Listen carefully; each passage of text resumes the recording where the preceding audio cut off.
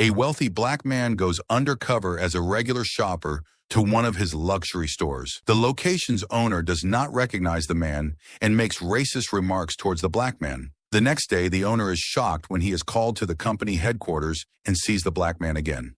John Bennett stood at the corner of Fifth Avenue, blending into the bustling crowd of New York City. The fall breeze carried a hint of chill, ruffling the hem of his casual black jacket. John pulled his baseball cap lower, obscuring his face as he watched the people stream past the glass-fronted luxury store he owned. A tall building with sleek lines, elegance, was embossed in gold lettering above the entrance. Shoppers moved in and out, bags swinging, the store's sophisticated decor visible through its large windows. Taking a deep breath, John stepped forward, pushing open the heavy glass door. A soft chime announced his entry. Inside, the store was a world of polished marble floors, plush velvet seating, and carefully arranged displays of high-end fashion and jewelry. The scent of expensive cologne hung in the air, mingling with the soft jazz music playing in the background. John had designed this space to be welcoming, a place where luxury met comfort, but today he felt like an outsider. Dressed in dark jeans, sneakers, and a plain black jacket, he looked nothing like the store's typical clientele. That was the point. He wanted to see how customers were treated without the influence of his title or status. He'd done this before in other locations, but today was different. Today he was back in his hometown, checking on one of the stores he was most proud of. John wandered over to a display case filled with designer watches. He admired the craftsmanship, the fine details of each piece. He knew them well. He had a hand in selecting the collections, but today he was just another customer. Out of the corner of his eye, John saw Richard Coleman, the store's franchise owner, standing near the counter. Richard was in his mid-50s, with thinning gray hair and a sharp suit that seemed a little too tight around the middle. He was talking to a woman in a designer dress, his voice low and polite, a rehearsed smile on his face. As John moved closer to the watch display, Richard's gaze flicked over to him. The smile faded, replaced by a slight frown. John pretended not to notice. He picked up a watch from the display, a sleek silver piece with a leather strap. He turned it over in his hands, appreciating its weight. "Excuse me," John said, keeping his voice light. "Could you tell me more about this watch?" Richard approached, his steps slow and deliberate. He looked John up and down, taking in the casual clothes, the baseball cap. His expression was guarded, almost dismissive. "That's one of our limited edition models," Richard said. His voice had a clipped, perfunctory tone. "Very exclusive. It might not be what you're looking for." John kept his smile. "Oh? Why's that?" Richard's eyes narrowed slightly. "It's a very high-end piece, quite expensive. Maybe you'd be interested in something more accessible?" John felt a flicker of irritation. He knew Richard didn't recognize him, but the assumption behind his words was clear. John decided to push a little further. "I like high-end pieces," John replied calmly. "What makes this one special?" Richard sighed, as if he was being forced to perform a tedious task. "It's crafted by one of the finest watchmakers in Switzerland. The materials are top tier, and the craftsmanship is unparalleled. It's a collector's item, really, limited to a very small number of pieces worldwide." John nodded thoughtfully, still holding the watch. "Sounds impressive. How much does it cost?" Richard hesitated for a moment, his eyes scanning John's face as if searching for a sign of whether he could afford it. "It's priced at $12,000, he said finally, with a hint of reluctance. "But as I said, we have other options that might be more in line with your budget." John's smile remained, but inside he felt a familiar frustration. He placed the watch back in the display case gently, looking at Richard. "And if I wanted to buy this one?" Richard's eyes flickered with annoyance. "Well, I'd need to see proof of payment first. We don't just let anyone walk out with our best pieces." John's expression didn't change, but his patience was wearing thin. "I see. So it's store policy to question customers' ability to pay before making a sale?" Richard's tone became defensive. "It's not about questioning. It's about ensuring the integrity of our brand and maintaining our image. We can't just let anyone handle our merchandise." John held Richard's gaze for a moment longer, then looked away, nodding slightly. "I understand," he said softly. Turning away from the display case, John started to walk toward the door. He could feel Richard's eyes on his back, could almost hear the man's thoughts as he silently judged him. John pushed open the door and stepped back out into the cool air of the city, his mind already turning over what had just happened. He had come to observe, to see the reality of his stores without his usual presence, and now he had. But what he had witnessed was disappointing, anger simmering beneath his calm exterior. As he stood on the sidewalk, blending back into the stream of passers-by. John knew this visit would not end here. He had seen enough to know that action was needed. John Bennett stood outside the store for a moment, gathering his thoughts. He had come here to observe, but what he had experienced so far made his blood simmer with anger. Taking a deep breath, he turned back toward the glass door and walked inside again, determined to see if this was an isolated incident or a pattern. The soft chime rang once more as he stepped into the store. This time, he didn't bother looking around. He headed straight for the section where Richard Coleman had been standing. Richard was still near the counter, now checking his phone. When he saw John approaching, his eyes narrowed. The earlier condescension hadn't been an accident, John realized. Richard's expression was the same, a mix of annoyance and superiority. John took another deep breath, reminding himself of his purpose. He approached a display of designer coats, running his fingers over the fine fabric. The coat was dark, elegantly cut, perfect for fall. John picked it up, holding it in front of himself to get a better look. "Excuse me," John said, his voice calm and polite. "Could you tell me more about this coat?"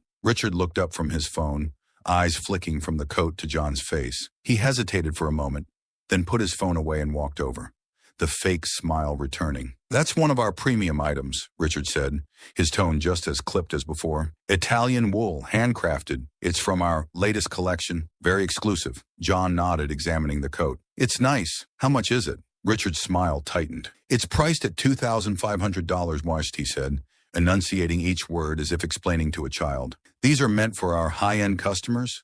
We don't usually keep this kind of merchandise out for just anyone to touch." John raised an eyebrow but kept his tone neutral. "I see. So you keep some items out of reach of your regular customers?" Richard's face hardened, the polite facade slipping. "Our regular customers know what they can afford and what they can't," he said curtly.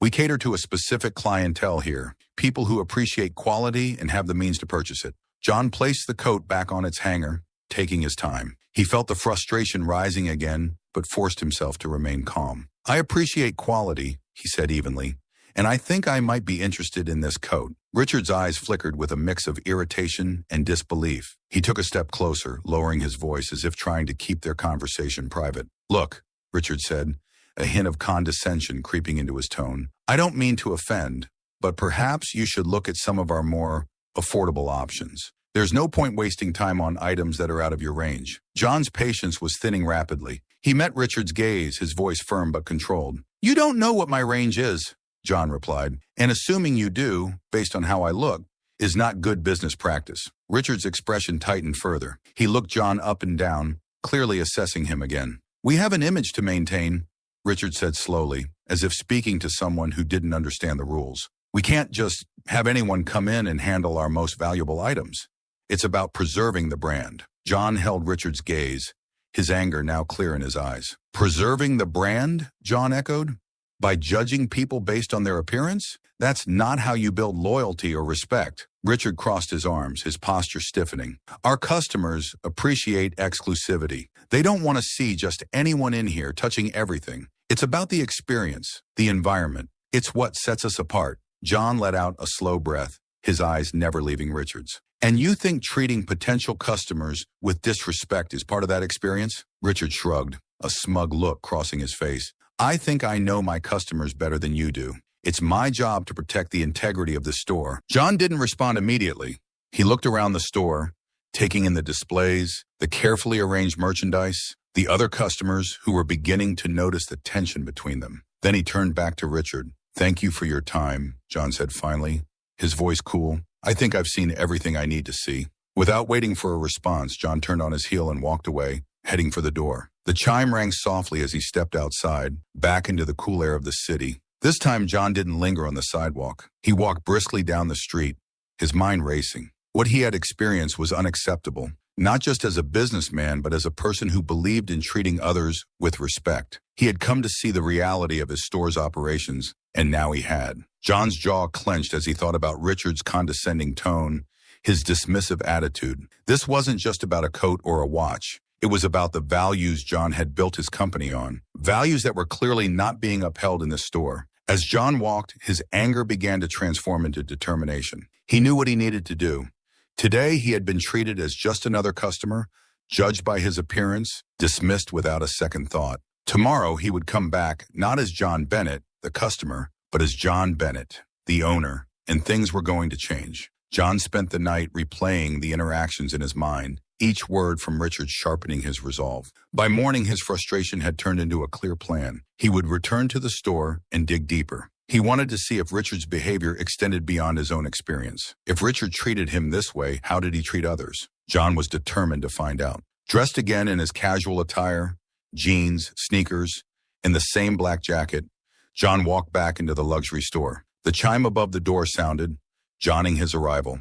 The store was quieter than the day before, with fewer customers browsing. John headed directly to the jewelry section this time, his eyes landing on a glass case displaying an array of diamond bracelets and necklaces. Each piece sparkled under the soft lighting, their price tags discreetly tucked away. As John studied a particularly intricate bracelet, he noticed Richard out of the corner of his eye. Richard was standing near the back of the store, talking to a young woman with a concerned expression on her face. It was Sarah Moore, the assistant manager. She was nodding as Richard spoke, her hands nervously fidgeting with a clipboard. John strained to hear snippets of their conversation. "I don't care if he's a potential customer." Richard's voice was low but firm. "We have a standard to maintain.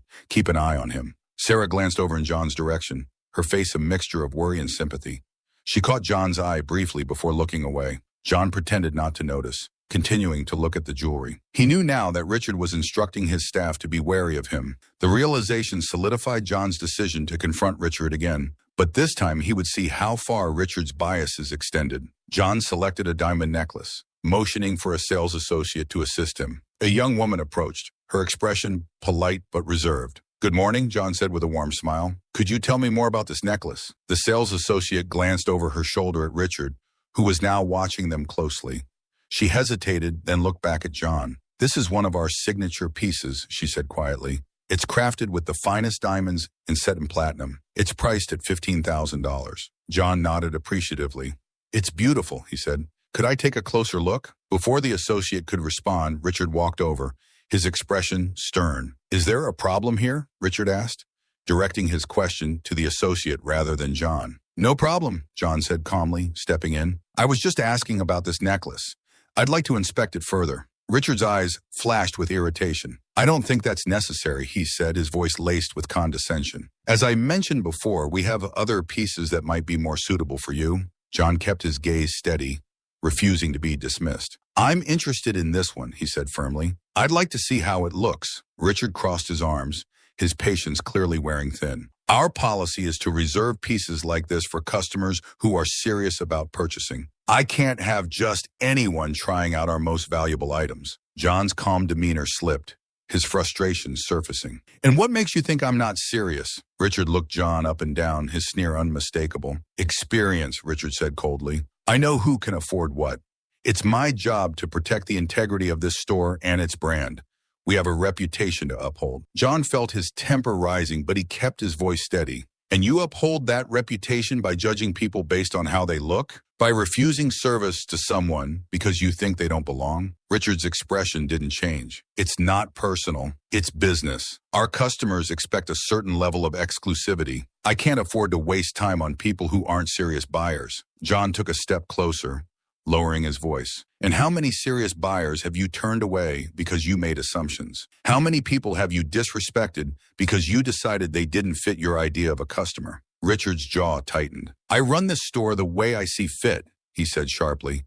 "And frankly, I don't have to explain myself to you." John held Richard's gaze, anger simmering beneath his calm exterior. "You may not have to explain yourself to me," John said quietly, "but you will have to answer to someone. This kind of treatment isn't just bad for business, it's wrong." Richard's eyes flickered with uncertainty for a moment before his expression hardened again. "If you don't like how things are done here, you're welcome to leave," he said dismissively. "There are plenty of other stores that might suit your tastes." John took a deep breath, stepping back. He glanced at Sarah, who was watching the exchange with a worried expression. "Thank you for your time," John said to Richard, his voice cold. "I'll be sure to let the right people know how you run your store." With that, John turned on his heel and walked out of the store. The door's chime seemed to echo louder than before as he stepped back onto the bustling street. John knew what he had to do next. He had seen enough to understand that Richard's behavior was not an isolated incident. It was a mindset, a way of thinking that needed to be addressed. As John walked away, his resolve solidified. He had hoped for a different outcome, but now he was certain. Change was necessary, and it was going to start at the top. John spent the night preparing for what needed to be done. The next morning, he didn't return to the luxury store.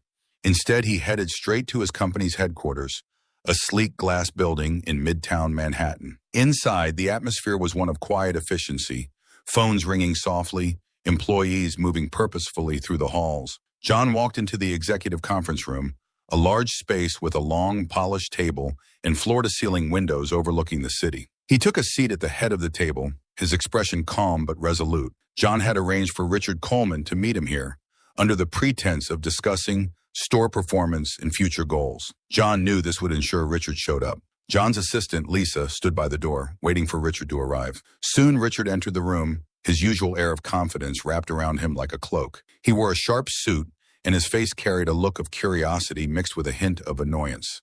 Clearly, he thought he was being called in for another routine checkup, perhaps even to receive praise for his work at the store. Richard's steps faltered slightly when he saw John sitting at the head of the table. His eyes widened in surprise, and he glanced at Lisa, then back at John. He was clearly struggling to place John, and confusion flashed across his face. John remained silent for a moment, allowing Richard to absorb the scene. Then he spoke, his voice calm and authoritative. "Take a seat, Richard," John said, gesturing to a chair across the table. Richard hesitated for a moment before pulling out a chair and sitting down. "Good morning, Mr. Bennett," Richard said cautiously. "I wasn't expecting to see you here. Is everything all right?" John leaned forward slightly, his gaze steady. "No, Richard, everything is not all right. I've come to discuss some serious concerns about your behavior at the store." Richard's eyes flickered with confusion, then with an attempt at his usual confidence. "Concerns? About what? I've been running the store the way I always have. Sales are up, and the brand image is strong. If there's a problem, I'd be happy to address it." John's expression remained unchanged. "Sales numbers aren't the issue here, Richard. The issue is how you treat people. I visited your store yesterday. You didn't recognize me because I came as a regular customer, dressed casually." Realization dawned on Richard's face, quickly followed by a flash of panic. His mouth opened, then closed as he tried to think of a response. John continued before he could speak. "I saw firsthand how you judged me based on my appearance," John said, his voice calm but firm. "You made assumptions, you were dismissive, and you refused to provide the same level of service you would for someone you deemed a worthy customer. This isn't just about how you treated me, it's about how you likely treat others. Anyone who doesn't fit your narrow view of who deserves respect." Richard swallowed hard, his face reddening. "Mr. Bennett, I didn't know it was you. If I had known," John cut him off. "That's exactly the problem. You shouldn't have to know who someone is to treat them with basic human decency. This company stands for inclusivity and respect. We built our brand on the idea that luxury is not just about exclusivity, but about making people feel valued. You've turned my store into the opposite of what it's meant to be." Richard shifted in his seat, clearly uncomfortable. "I was just trying to maintain the brand's image, to keep it exclusive and high-end. Our customers expect a certain atmosphere, a certain clientele." John's voice hardened. "Our customers expect quality products and respectful service, regardless of what they look like or how they dress. They deserve to feel welcome, not judged. Your behavior undermines everything this brand is supposed to represent." Richard's face was a mask of desperation now. "Mr. Bennett, please, I can change. I understand now. I'll do better. I'll implement training, whatever you need." John shook his head slowly. "It's too late for that, Richard. Your attitude isn't something that can be fixed with training. It's a fundamental problem with how you see people, and it's not something I can allow to continue. Effective immediately, I'm terminating your franchise agreement. You're no longer responsible for that store." Richard's eyes widened in shock. "You can't be serious. I've been with this company for years. I've helped build that store's reputation. You can't just cut me off like this." John stood up, his gaze never wavering from Richard's. "Yes, I can and I will. Your behavior reflects on the entire company, and I won't let one person's prejudices tarnish what we've built. Security will escort you out. You'll receive instructions on the termination process and what will happen next." Richard stood up as well, his face a mix of anger and disbelief. "You're making a huge mistake.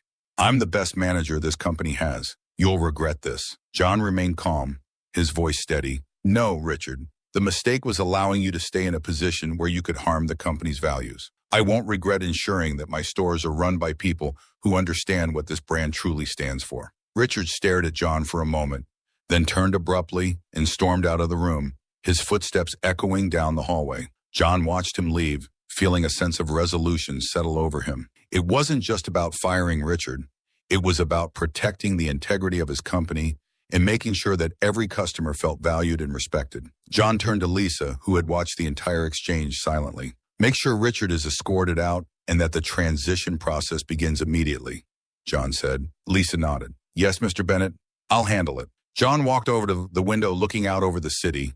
He had taken a necessary step today. There would be more work to do, more changes to ensure that every store under his brand upheld the values he believed in. But for now, John felt a sense of calm. The message was clear. Respect and integrity would always come first. John stood at the large windows of his office, looking out over the bustling streets of New York City below. The meeting with Richard had gone as he expected, but the sense of finality hadn't come with satisfaction. John knew firing Richard was necessary, but it was only one part of a larger issue. As he turned away from the window, his phone buzzed. It was a message from Sarah Moore, the assistant manager at the store. She had agreed to meet him at the headquarters to discuss the store's future. John walked down the hallway to the conference room where Sarah was waiting. As he entered, Sarah stood up quickly, looking nervous. Her brown hair was pulled back into a neat bun, and she wore a simple blouse and skirt, her eyes reflecting a mixture of anxiety and hope. John gave her a reassuring smile. Thank you for coming, Sarah, John said, gesturing for her to sit. I know it's been a stressful couple of days. Sarah nodded, her hands clasping and unclasping in her lap. Yes, Mr. Bennett, it has been. I heard about what happened with Richard. The staff is talking. They're worried about what's going to happen to the store. John sat down across from her. I understand. That's why I wanted to talk to you. Richard's departure was necessary for the health of the company, but I know it leaves a lot of uncertainty. I want to make sure the store is in good hands going forward. Sarah nodded, her expression serious. I appreciate that, Mr. Bennett. I've always tried to do my best at the store, but it's been difficult. He had his way of doing things, and it didn't always align with what I thought was right. John watched her carefully. I saw how you handled yourself in the store, Sarah. You stayed professional, even when the situation was tense. That's why I'd like to offer you the position of interim manager. You know the staff, you know the store, and I believe you understand what this brand stands for. Sarah's eyes widened, surprise and relief flooding her face. Interim manager, she repeated. Mr. Bennett, I don't know what to say. I never expected this. John smiled. Say you'll take the vow, and that you'll help me make sure the store reflects the values we believe in. I need someone I can trust to lead. Someone who won't make the same mistakes Richard did. Sarah's hands trembled slightly as she nodded. Yes, Mr. Bennett, I'll do it. I'll do whatever it takes to make the store what it should be. I've always believed in treating every customer with respect, no matter what. John's expression softened. That's exactly what I wanted to hear. You'll have my full support, and we'll work together to make the necessary changes. I want you to feel empowered to address any issues, to ensure that every customer feels welcome and valued. Sarah looked visibly relieved. Thank you, Mr. Bennett. I've always cared about the store and the people who work there. I just never felt like I had the authority to make a difference. John nodded. You do now. I'll make sure you have the resources you need. We'll start with retraining for all staff, focusing on customer service and inclusion. I want every person who walks into that store to feel like they belong, whether they're buying a $10,000 watch or just browsing. Sarah's confidence seemed to grow as they spoke. I can do that. I know the staff will respond well too. They just need to know that their efforts are supported and that they're working in a positive environment. John leaned back in his chair, feeling a sense of satisfaction he hadn't felt in a while. Good. I'll be checking in regularly, but I trust you to handle things on the ground. We're in this together, Sarah. The success of the store isn't just about profits. It's about building a community of respect and inclusivity. Sarah smiled, the tension leaving her shoulders. I won't let you down, Mr. Bennett. I'll make sure the store represents the best of what your brand stands for. John stood up, offering his hand. I know you will. Thank you for stepping up. I'm looking forward to seeing the positive changes you'll bring. Sarah shook his hand firmly, a new sense of purpose in her eyes. Thank you, Mr. Bennett. I'm looking forward to making a real difference. As Sarah left the conference room, John felt a renewed sense of optimism. The events of the past few days had been challenging, but they had also been a catalyst for necessary change. He knew there was more work to be done, more stores to visit, more managers to meet, but today was a step in the right direction. John returned to his office, looking out over the city once more. He thought about the people who walked through the doors of his stores every day, each with their own story, their own hopes and dreams. He had built his brand with the belief that everyone deserved to be treated with dignity, no matter who they were. And today, he had taken action to ensure that belief was upheld. As the sun set over the skyline, John felt a quiet sense of pride. He wasn't just a businessman, he was a leader. And he had a responsibility to use his position to make a positive impact. With people like Sarah in place, he knew his stores would continue to thrive, not just as places of luxury, but as places where everyone felt welcome. The day after Richard's termination, John wasted no time in implementing changes at the store. He scheduled a meeting with the store's staff to discuss the new direction and to reassure them that, despite the abrupt shift in management, their jobs were secure and valued. He knew that stability and clear communication would be key in transitioning the store to a place that reflected the brand's values of inclusivity and respect. The meeting was held in a private conference room at the company headquarters, a smaller but equally elegant room compared to the one where John had confronted Richard. The staff filed in, their faces a mix of curiosity and concern. Sarah Moore stood at the front with John, a clipboard in her hand, looking more confident than she had the day before. John stood up, addressing the room. "Thank you all for coming," he began, his voice calm and reassuring. "I know the past few days have been challenging, and I want to be transparent with you about what's happening. Richard Coleman is no longer with the company. His departure was necessary to realign our store's operations with the values we stand for as a brand." A murmur went through the room. John could see the questions in their eyes, the uncertainty about what this meant for them and their future at the store. He continued, maintaining eye contact with as many of them as possible. "I want to make it clear that your positions are not in jeopardy. We value each of you and the work you do. However, we will be making some changes to ensure that our store provides a welcoming environment for all customers, regardless of who they are or how they look. This isn't just about making sales. It's about building relationships and treating every person who walks through our doors with respect." Sarah stepped forward, her voice steady. "As the new interim manager, I'll be leading our team in these efforts. We're going to focus on customer service training, and I'll be working closely with each out of you to make sure we all understand what's expected. This isn't about pointing fingers. It's about growing together and improving how we interact with our customers." One of the sales associates, a young man named James, raised his hand. "What exactly does this training involve?"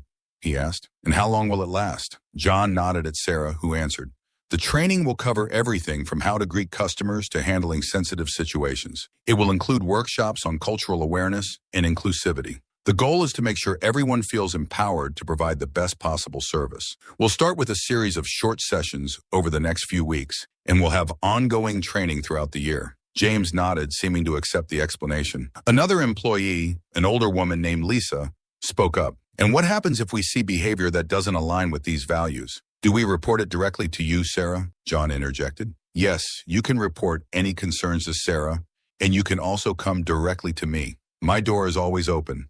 We take these issues seriously, and I want everyone to feel safe and supported in speaking up. We're building a culture of accountability and respect, and that starts with all of us." The staff nodded, and John could sense a shift in the room. The tension was easing, replaced by a cautious optimism. They weren't just hearing about changes, they were being involved in them. That was crucial to building trust. "Are there any other questions?" John asked, looking around the room. A young woman named Claire, who worked as a cashier, raised her hand. "What if customers come in with the same attitude Richard had? How do we handle difficult situations where customers are being rude or discriminatory?" Sarah answered, "That's a great question, Claire.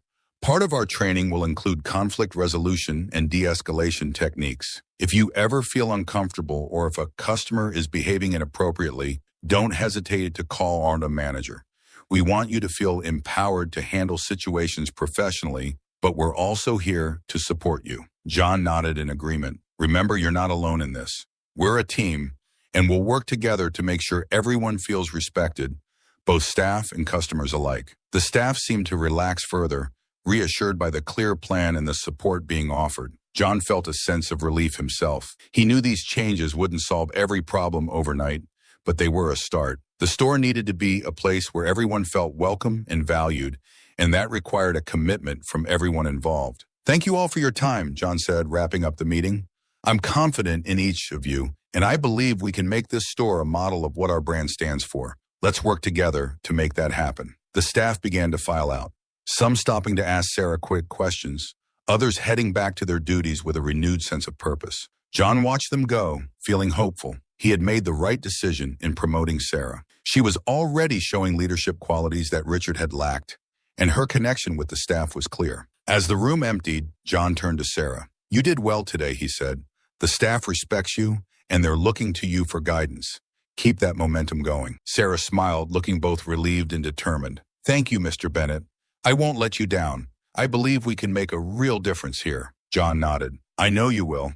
I'll be checking in regularly, but I trust you to handle things. If you need anything, don't hesitate to reach out." Sarah agreed, and John left the conference room, his mind already moving to the next steps. There were other stores to visit, other managers to meet. The issue with Richard had been a wake-up call, a reminder that even the best intentions could be undermined by prejudice and poor leadership. As John walked through the halls of his headquarters, he felt a renewed sense of purpose. The confrontation with Richard had been difficult, but it was necessary. Justice wasn't just about punishing wrongdoing. It was about creating an environment where such behavior wasn't tolerated. John was committed to building a company where respect, inclusivity, and integrity were more than just words on a mission statement. They were principles that guided every decision, every action, and every interaction. John knew there would be challenges ahead, but he was ready to face them. His commitment to his values and the support of leaders like Sarah gave him the confidence that they could make a real and lasting impact. The store was already showing signs of change. The atmosphere felt lighter, the staff more engaged and welcoming.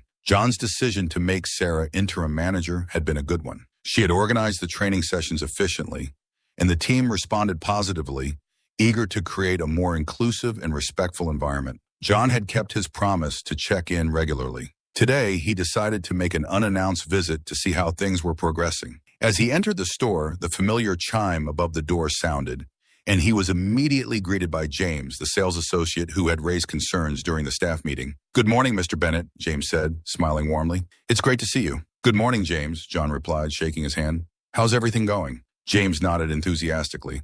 "Really well, actually. The training sessions have been helpful, and Sarah has been doing a great job. The whole team feels more connected, and we're all on the same page about how we want to treat our customers." John smiled. "That's exactly what I wanted to hear. Keep up the good work.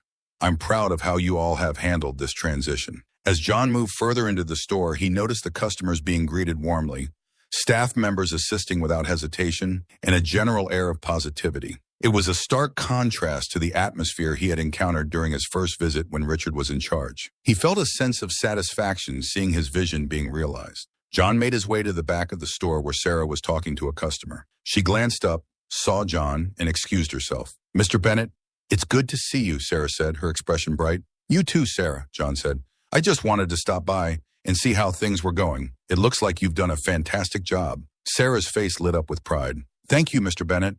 The team has been amazing. They've really embraced the changes, and we're seeing positive feedback from customers. I think we're on the right track." John nodded. "I agree. You've turned things around here quickly, and I couldn't be more pleased with the progress. I'll continue to support you in any way I can." Their conversation was interrupted by the sound of the door chime ringing loudly. John turned to see Richard Coleman standing at the entrance. Richard's suit was less crisp than usual, his face worn with worry. His eyes scanned the store, landing on John and Sarah. John's expression hardened slightly. He hadn't expected to see Richard here, especially not after their last encounter. Richard made his way over to them, his steps slower than usual, his posture less confident. "Mr. Bennett," Richard began, his voice almost pleading, "I know I'm probably the last person you want to see, but I need to talk to you. Please, give me a moment." John's face remained impassive. He glanced at Sarah, who looked surprised but stayed silent, then back at Richard. "All right, Richard," John said coolly. "You have a moment. What is it you want to say?" Richard took a deep breath, his shoulders sagging. "I came to apologize," Vaughn said. "I know I was wrong. I've had time to think about my behavior, and I realize now that I made a terrible mistake. I judged people unfairly. I let my prejudices get in the way of doing my job. I'm sorry, Mr. Bennett. Truly, I am." John listened without interrupting, his expression unreadable. Richard's eyes were pleading, his voice thick with desperation. "I've been with the company for years," Richard continued. "I care about the brand, about the store. Please, give me another chance. Let me prove that I can change, that I can run the store the way you want it to be run. I'll do anything." John was silent for a moment, letting Richard's words hang in the air. He thought about the countless times Richard had likely dismissed customers based on their appearance, the way he had treated John himself. Richard's sudden change of heart seemed more motivated by desperation than genuine remorse. "I appreciate your apology, Richard," John said finally, his voice calm but firm. "But this isn't just about one mistake. It's about a pattern of behavior, a mindset that you've demonstrated for years. What I saw in the store wasn't just an oversight. It was the result of a deep-seated attitude that doesn't align with our values." Richard's face fell, his eyes filling with a mix of frustration and despair. "Mr. Bennett, please," he begged. "I can learn. I can change. Just give me the store back, and I'll prove it to you." John shook his head slowly. "The decision has been made, Richard. The store is doing well under Sarah's leadership, and the staff has responded positively to the changes. I can't go back to the way things were. My responsibility is to the company and to every customer who walks through those doors. Allowing you to return would undermine everything we've worked to achieve." Richard's shoulders slumped, his last hope fading. He looked at John, desperation turning to resignation. "I understand," he said quietly, almost to himself. "I just thought maybe—" John's voice softened slightly. "Richard, I hope you take this as an opportunity to reflect and grow. This isn't about punishment. It's about ensuring the right people are in place to uphold the values of the brand. I wish you the best in your future endeavors, but you won't be getting this store back." Richard nodded, his eyes downcast. "Thank you for your time, Mr. Bennett," he said quietly. Without another word, he turned and walked out of the store, his footsteps heavy. John watched him go, feeling a mixture of pity and resolve. Richard's apology had come too late. The damage had been done, and John couldn't risk the integrity of his brand for the sake of giving Richard another chance. His responsibility was to his company, his employees, and his customers. Sarah stood quietly beside John, her expression one of relief. "Thank you for not letting him come back," she said softly. "I think the staff would have been worried if he did." John nodded. "I made my decision based on what's best for the store and the people who work here. You've done a great job, Sarah. Keep up the good work. We're building something special, and I'm confident in your ability to lead." Sarah smiled, a sense of accomplishment shining in her eyes. "Thank you, Mr. Bennett. I won't let you down." John looked around the store, watching as the staff interacted with customers, each engagement positive and welcoming. The change was real, and it was having a tangible impact. John felt a sense of pride and satisfaction. He knew there would be challenges ahead, but with strong leadership and a commitment to the company's values, those challenges could be met. As he left the store, John felt a renewed sense of purpose. This was what he had worked for, to create a brand that stood not just for luxury, but for respect, integrity, and inclusion. With the right people in place, he was confident that Vision would continue to thrive.